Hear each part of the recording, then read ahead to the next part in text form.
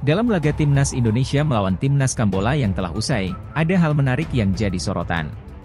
Pasalnya, spanduk pernyataan sikap supporter atas tragedi Kanjuruhan terbentang di Stadion Utama Gelora Bung Karno saat duel Timnas Indonesia melawan Kamboja di Piala AFF 2022, Jumat, 23 Desember 2022. Bunyi spanduk tersebut adalah, "Mereka bukan meninggal tapi dibunuh." Spanduk tersebut terbentang di tribun selatan, tepatnya di belakang gawang. Pada 45 menit babak pertama spanduk itu belum ada. Begitu selesai turun minum, saat babak kedua dimulai, supporter baru memajang spanduk dengan tulisan hitam putih tersebut. Sekitar 5 menit dibentangkan, spanduk digulung. Tak berselang 1 menit, giliran supporter dari tribun utara, juga di belakang gawang, membentangkan spanduk. Ukurannya memang lebih kecil, tetapi isinya sangat jelas. Kalimat di spanduk tersebut adalah, "Usut tuntas Kanjuruhan." Sambil membentangkan spanduk mereka bernyanyi, "Tugasmu mengayomi.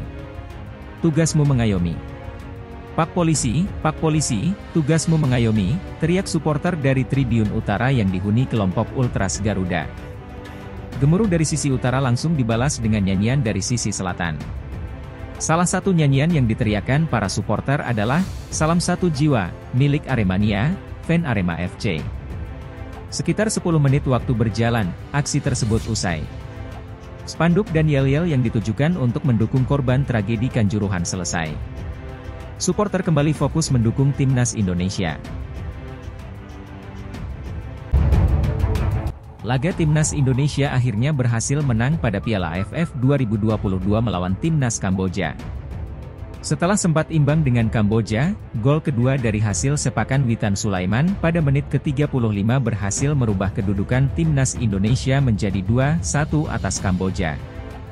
Sebelumnya Indonesia sempat membuka gol saat 2 menit pertandingan berjalan lewat aksi Egy Maulana. Nahas, gol itu harus dianulir. 5 menit selanjutnya, Egy Maulana kembali menyumbangkan golnya dan berhasil membawa Indonesia unggul 1-0 atas Kamboja. Namun, posisi itu tidak berhasil dipertahankan lama oleh Garuda Nusantara. Pemain Kamboja, Saret Kria berhasil memberikan gol balasan pada menit 15 dan menyamai kedudukan menjadi 1-1. Usai terombang-ambing dengan kedudukan yang sama, beruntungnya anak asuh Shin Tae-yong berhasil kembali unggul lewat aksi Witan Sulaiman. Witan berhasil mengeksekusi dengan baik umpan yang diberikan oleh Marcelino Ferdinand dan merubah skor menjadi 2-1. Striker naturalisasi, Ilija Spasojevic, kesal dengan umpan akhir Edo Febriansyah pada menit ke-77 laga Indonesia versus Kamboja.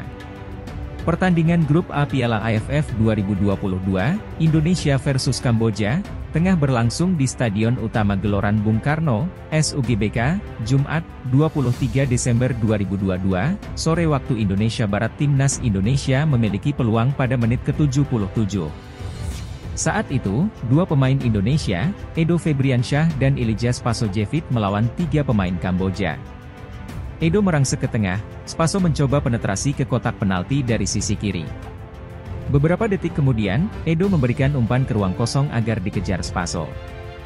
Akan tetapi, umpan Edo terlalu kencang sementara tenaga Spaso tak sampai untuk mengejar bola. Spaso baru sampai menyepak bola ketika si kulit bulat keluar lapangan. Sontak, dia menendang bola ke arah papan di belakang gawang. Selain itu, dia menendang papan iklan tersebut tanda kesal dengan umpan Edo. Seperti diketahui, tipikal penyerang Indonesia punya kecepatan. Namun, tidak dengan Spaso. Laga Timnas Indonesia versus Kamboja pada fase Grup A Piala AFF 2022 akan berlangsung di Stadion Utama Gelora Bung Karno, Jakarta, Jumat, 23 Desember 2022, pukul 16.30 waktu Indonesia Barat. Presiden Joko Widodo dijadwalkan menyaksikan langsung aksi Timnas Indonesia melawan Kamboja di Piala AFF 2022.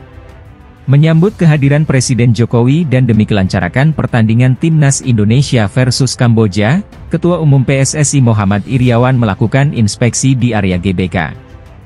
Muhammad Iryawan yang biasa disapa Iwan Bule itu melakukan pemeriksaan kesiapan pramugari, simulasi masuknya penonton, venue operation center, ambulans, sampai kebersihan toilet. Saya memasuki area-area vital, mengecek segala sesuatunya terkait kelancaran pertandingan Timnas, kata Iriawan, dilansir dari Antara.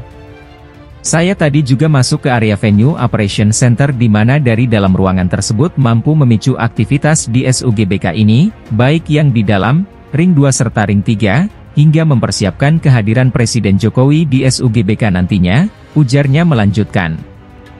Muhammad Iriawan menilai bahwa sarana di SUGBK mendukung sehingga akan lebih mudah mempertemukan semua pergerakan. Apalagi, stadion ini akan menjadi salah satu lokasi pertandingan Piala Dunia U20 2023. Adapun Muhammad Iriawan mengatakan, jumlah steward di dalam lapangan saat pertandingan nanti sore yaitu 239 orang yang semuanya sudah memahami tugas dan fungsi. Para steward itu berasal dari SUGBK, PSSI ketika bertugas di dalam pertandingan menghibur para penonton dan memberikan pengarahan persuasif kepada para pendukung timnas nanti, ucapnya. Sementara itu, jumlah keamanan yang berada di ring 2 dan 3 sejauh ini berjumlah 1.500 personel dan kami koordinasikan dengan pihak kepolisian, ujar Iriawan. Selain Muhammad Iriawan, pasukan pengamanan Presiden juga melakukan inspeksi ke SUGBK. Muhammad Iriawan berterima kasih kepada Presiden Jokowi. Ia menilai kehadiran Presiden Jokowi bisa menjadi tambahan motivasi untuk skuad Garuda. Terima kasih kepada Bapak Presiden Jokowi. Tentu ini menjadi sebuah kebanggaan bagi pemain timnas ketika berlaga disaksikan langsung oleh Presiden, kata Iriawan. Ini sekaligus menjadi semangat tambahan untuk memberikan penampilan terbaik kepada masyarakat Indonesia, kata dia melanjutkan. Muhammad Iriawan kemudian mengimbau para penonton untuk tidak membawa tas besar dan barang-barang yang berpotensi mengganggu jalannya pertandingan. Jangan membawa tas yang terlalu besar, suar, rokok konvensional maupun rokok elektrik, kata dia.